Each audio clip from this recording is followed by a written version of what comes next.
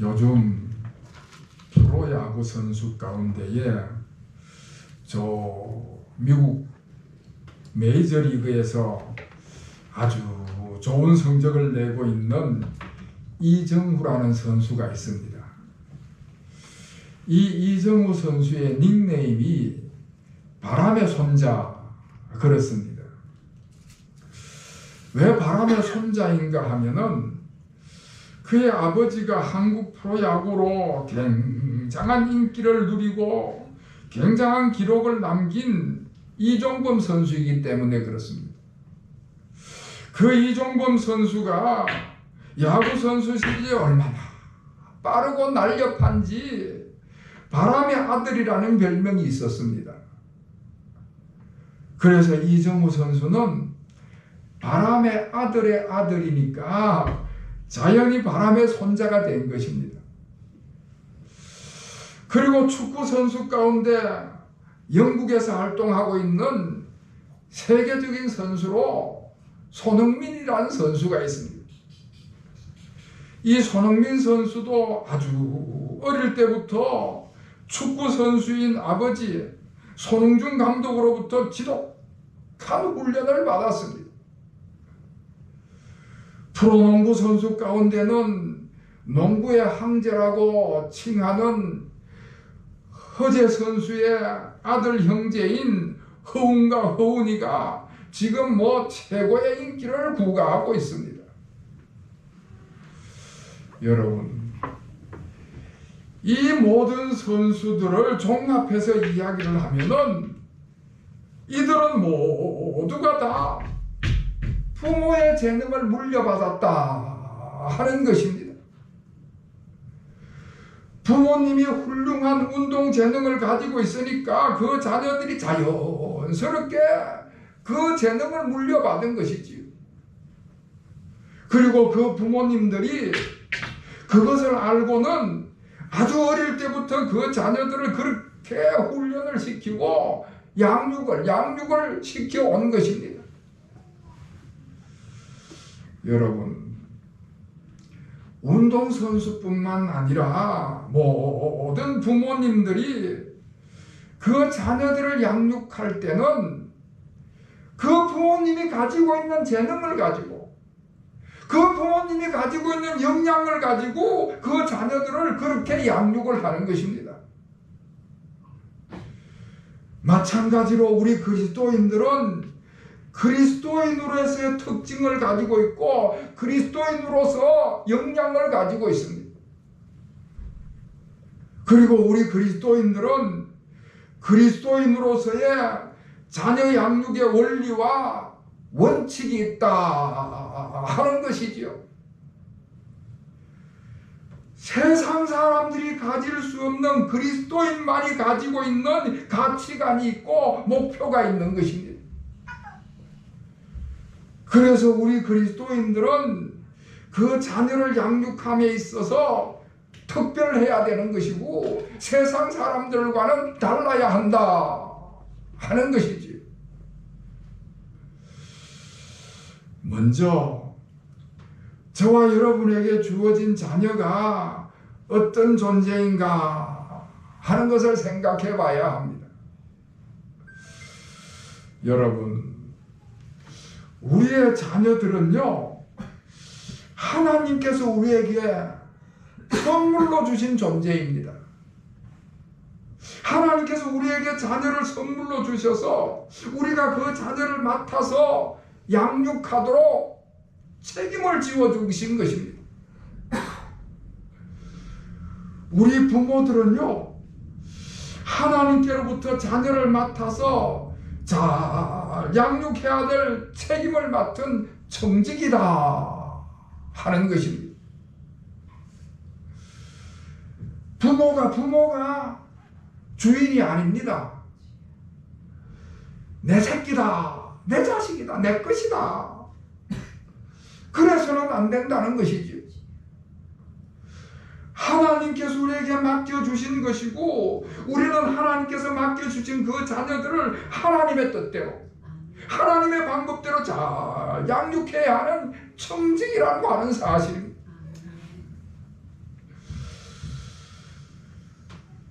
우리 모두가 다 사람은 하나님의 형상으로 지음받았다. 성경은 그렇게 말씀하고 있습니다.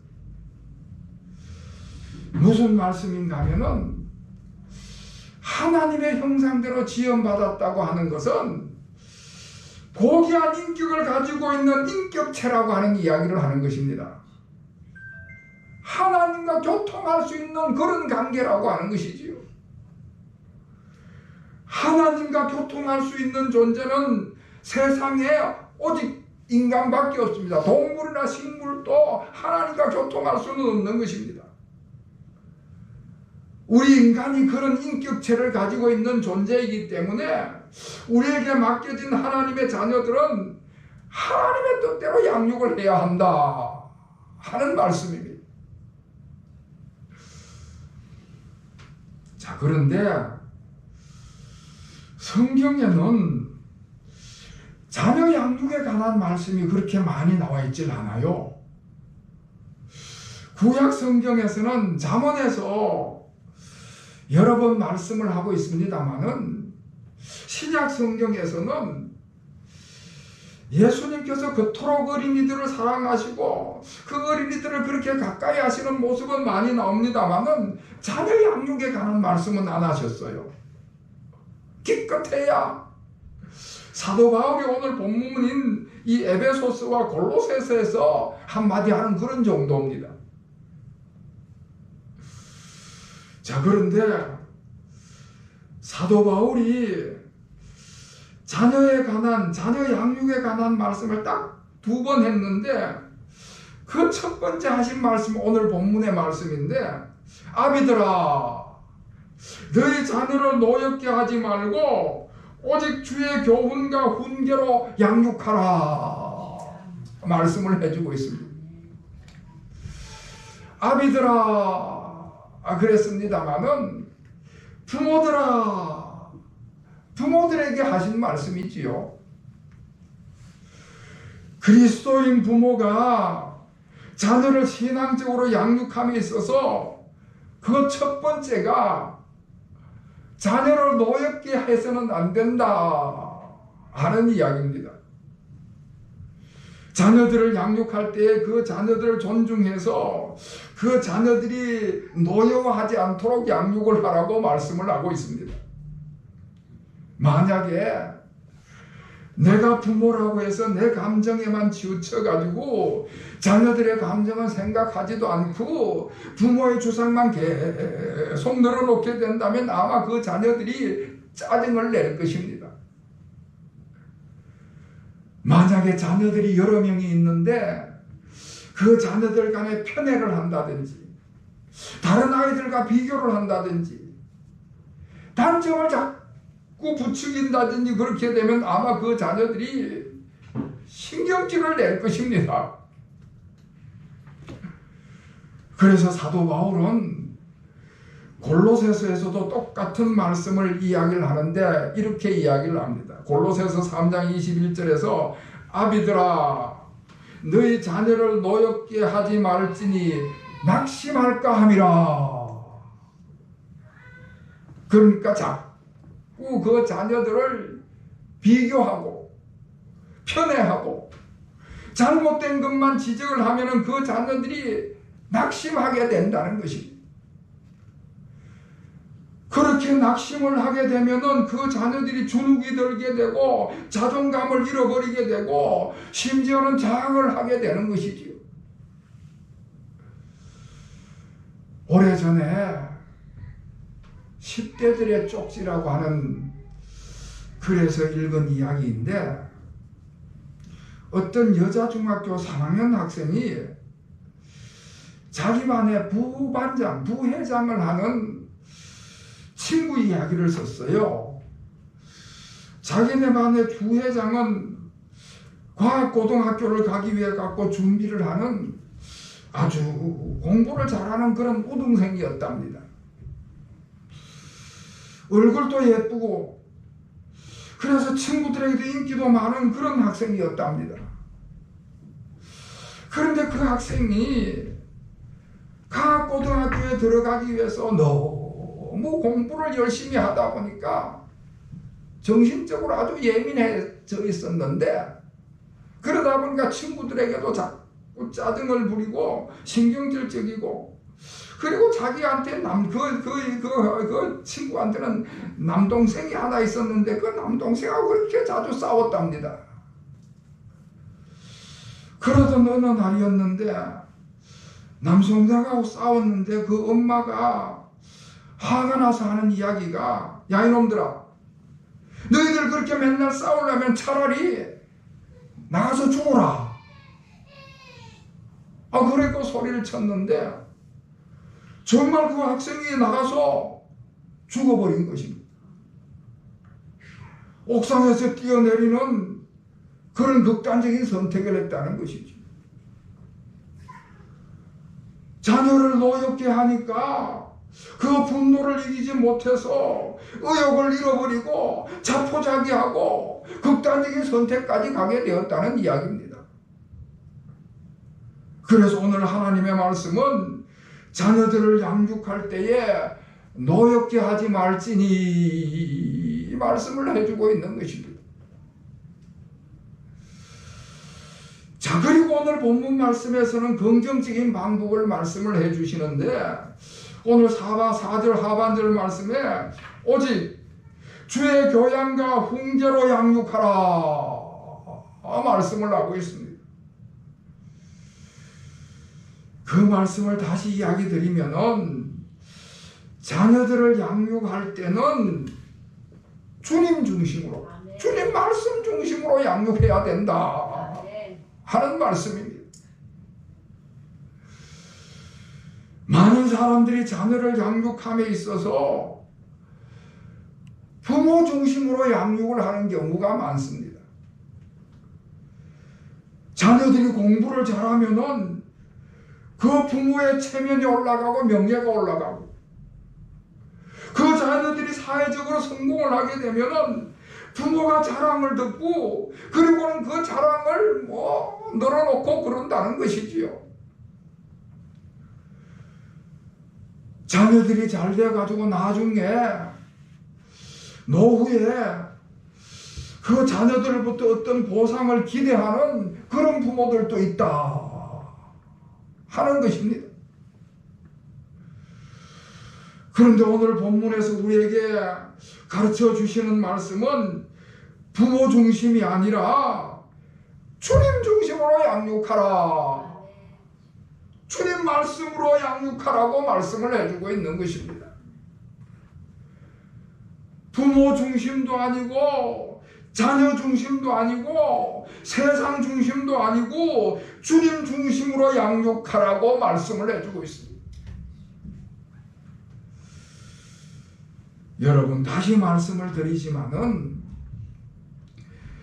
우리 주님께서 그 주인이시기 때문에 주님의 뜻대로, 주님의 계획대로, 주님의 말씀으로 양육을 해야 하는 줄로 믿으시기를 바랍니다.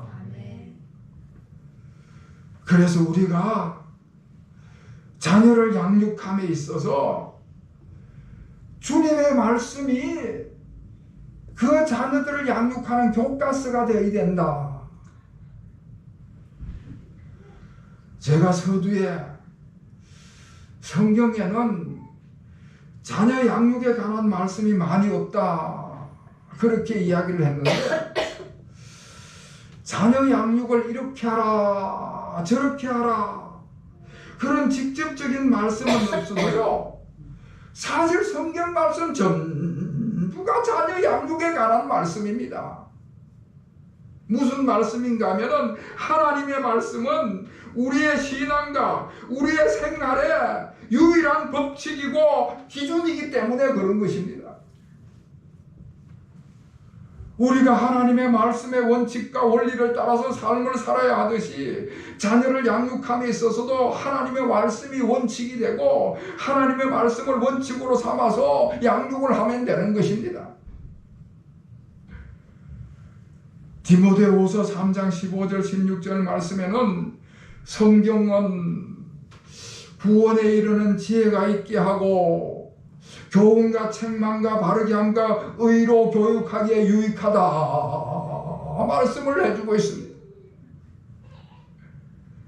그러니까 우리가 기도하면서 하나님의 말씀을 가지고 자녀를 양육을 할 때에 그 하나님의 말씀이 우리의 마음과 생각을 찔러 쪼개는 그런 능력을 가지고 있으니까 자녀들의 생각과 자녀들의 삶의 그 모든 일에 간섭해서 그 삶을 변화시키는 역사가 일어나는 줄로 믿으시기를 바랍니다. 할렐루야.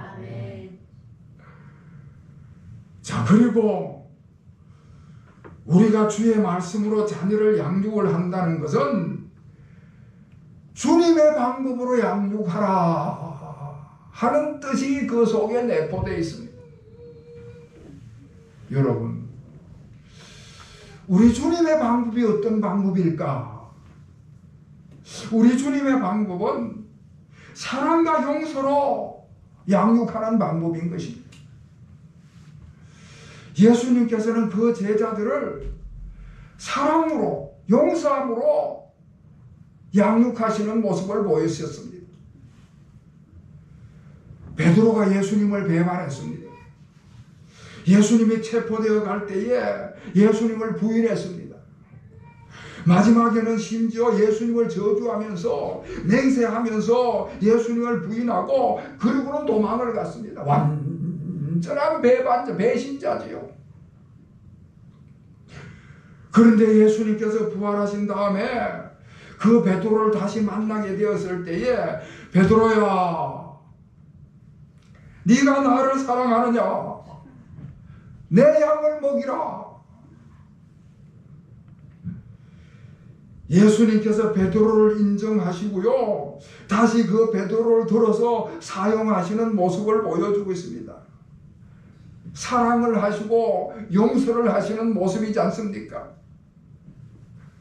이렇게 사랑과 용서로 자녀들을 양육할 때에 그 자녀들이 그 사랑에 감동과 감화를 받게 되고, 그렇게 사랑하는 부모님을 존경하게 되고, 그럴 때에 감사함으로 순종하게 되는 것입니다. 그리고 오늘 본문 말씀은 주의 교양과 훈계로 양육하라 말씀을 할 때에 그 교양이라는 말 속에는 교육을 시키고 가르치는 모든 내용들이 그 속에 포함되어 있습니다. 자, 여러분, 우리가 자녀들을 교육하고 자녀들을 가르칠 때에 제일 먼저 해야 되는 것이 신앙훈련입니다. 신앙훈련을 잘 시켜야 되는데, 그 신앙훈련에 있어서 제가 딱 한 가지만 이야기를 드린다면은, 부모가 부모가 자녀의 그 신앙훈련을 잘 시키는 유일한 방법은 주의를 성수시키는 것입니다. 주의를 잘 지켜야 하는 방법이 신앙훈련의 최우선이 되어야 되는 것입니다. 아무리 훌륭한 교재를 가지고 아무리 유능한 교육 방법을 가지고 그 자녀들을 가르쳐도요, 신앙훈련에 있어서 주일날 예배드리고 주의를 성수하게 하는 것보다 더 중요한 방법은 없는 것입니다. 신앙생활의 원칙은 주일날은 예배 드리는 것이 원칙이다. 이 한 가지만 가지고 있으면 됩니다. 그러면은 우리가 집에서 가르치지 않아도, 교육하지 않아도 교회에서 자연히 신앙 훈련을 받게 되는 것입니다. 그리고 자녀들을 양육할 때에 훈계하라 말씀을 하고 있습니다.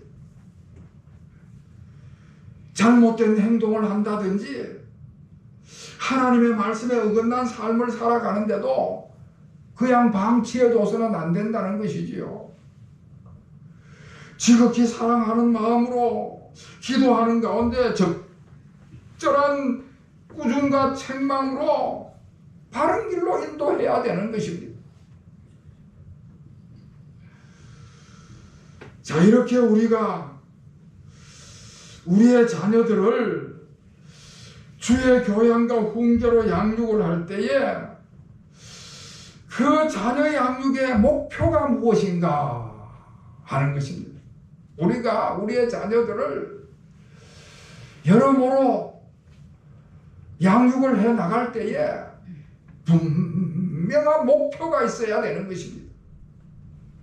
그 목표가 뭔가 하면은 우리 그리스도인들이 자녀를 양육하는 분명한 목표는 반듯한 성숙한 그리스도인이 되게 하는 것입니다. 그 자녀들이 구원받은 백성으로서 자기 스스로 독립적으로 예수님을 구주로 영접할 수 있도록 해야 되는 것이고요.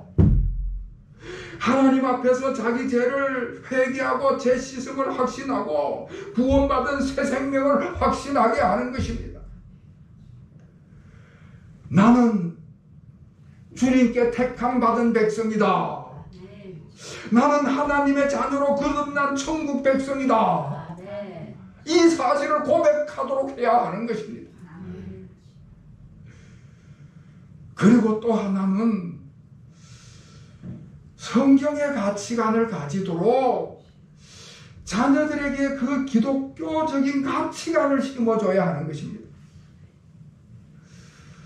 로마서 12장 2절의 말씀에 같이 이 세대를 본받지 말고 하나님의 선하시고 기뻐하시고 온전하신 뜻이 무엇인지 분별하라. 그래서 하나님의 뜻을 따라가는 그리스도인이 되게 하는 것입니다. 세상의 가치관을 따라가지 아니하고 성경의 가치관을 따라가도록 하는 것이지.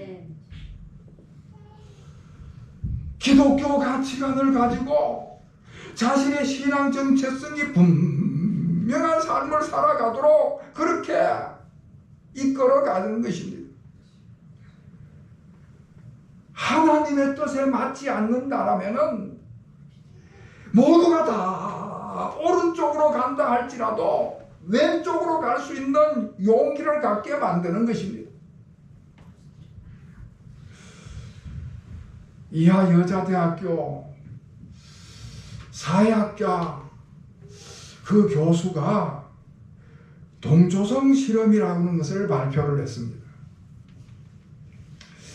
좀 어두컴컴한 방에서 길이가 비슷한 막대기 두 개를 보여주면서 어느 막대기가 더 기냐 하고 물었답니다.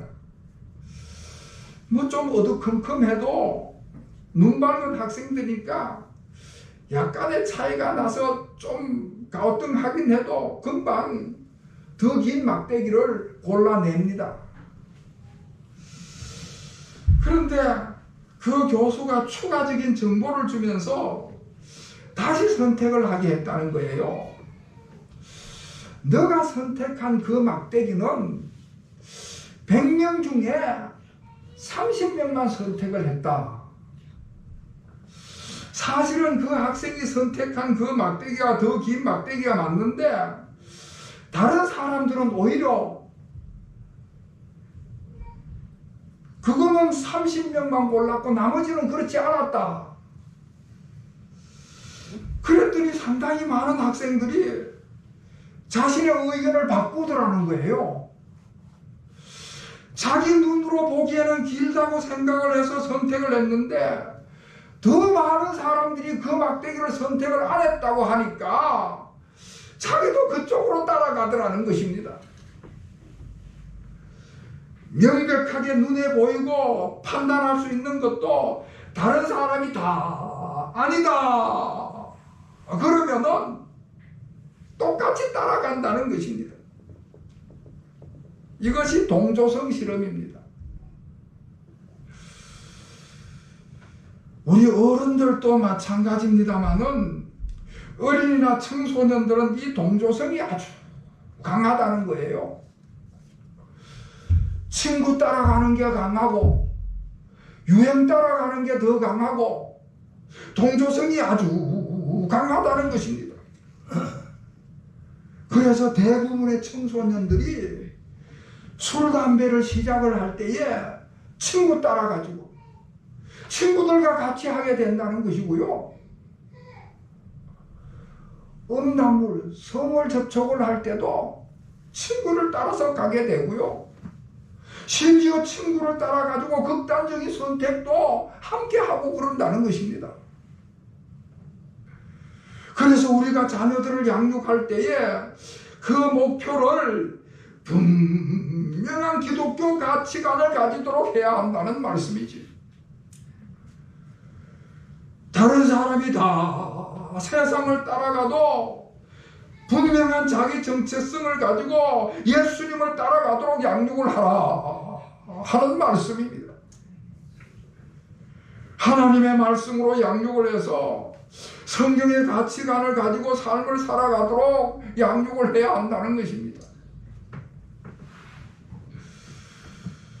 사랑하는 성도 여러분, 하나님께서 자녀들을 우리에게 선물로 주셨습니다.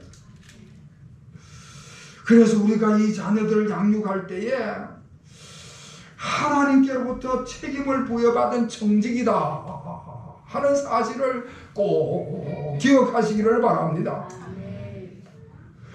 성숙한 하나님의 뜻대로 하나님의 방법대로 잘 양육해야 한다는 이 청직이라는 사실을 우리가 잊어버리지는 말아야 하는 것입니다. 그리고 부모 중심도 아니고 세상 중심도 아니고 주님 중심으로 양육해야 하는 것이지요. 성숙한 그리스도인의 양육을 시켜야 하는 그런 책임이 우리 부모에게 주어졌다 하는 것을 말씀해 주고 있습니다. 사랑하는 성도 여러분, 우리의 자녀들이 가정 속에서나 교회 속에서나 모두가 성숙한 그리스도인으로 성장해 갈 수 있게 되기를 다시 한번 우리 주님의 이름으로 축원합니다. 아멘. 기도하겠습니다. 하나님 아버지, 저희들에게 다음 세대를 선물로 주신 것을 감사드립니다. 다음 세대는 하나님께서 저희들에게 주신 선물이고 저희들은 그 선물을 잘 맡아 관리하는 청직인 줄로 믿습니다. 저희들이 주의 교양과 훈계로 잘 양육해서 저들이 기독교 가치관을 분명하게 가진 성숙한 그리스도인으로 설 수 있게 하여 주시옵소서.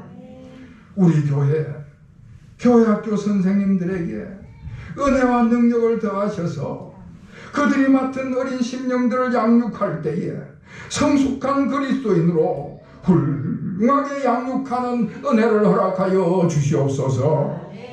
예수 그리스도의 이름으로 간절히 기도하옵나이다. 아멘.